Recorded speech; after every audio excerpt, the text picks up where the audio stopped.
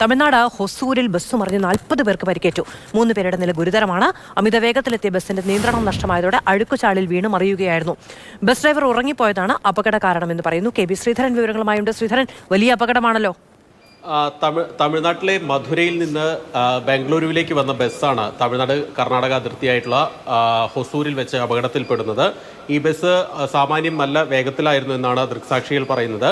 ഇന്ന് രാവിലെ ഈ ബസ് പെട്ടെന്ന് ദേശീയപാത ഓരത്തുള്ള ഒരു കാനയിലേക്ക് മറിഞ്ഞ് വീഴുകയായിരുന്നു. ബസ് തലകുത്തനെ മറിഞ്ഞു വീഴുമെന്നാണ് ദൃക്സാക്ഷികൾ പറയുന്നത്. 40ഓളം യാത്രക്കാർ ബസ്സിലുണ്ടായിരുന്നു. ഇവർക്കെല്ലാം പരിക്കേറ്റിട്ടുണ്ട്. അതുപോലെ തന്നെ ഡ്രൈവറുടെയും ക്ലീനറുടെയും നില ഗുരുതരമായി തുടരുന്നുവെന്നും മനസ്സിലാക്കുന്നു. ഡ്രൈവർ ഈ ഹൊസൂരെത്തുന്നതിന് തൊട്ടു മുൻപ് ഡ്രൈവർ ഉറങ്ങിപ്പോയതാണ് അപകടത്തിന് കാരണമെന്നാണ് ആളുകൾ പ്രാഥമികമായി പറയുന്നത്. ഏതായാലും ഉടൻ തന്നെ ഹൊസൂരിലെ സർക്കാർ ആശുപത്രിയിലേക്ക് പരിക്കേറ്റവരെല്ലാം തന്നെ മാറ്റിയിട്ടുണ്ട്.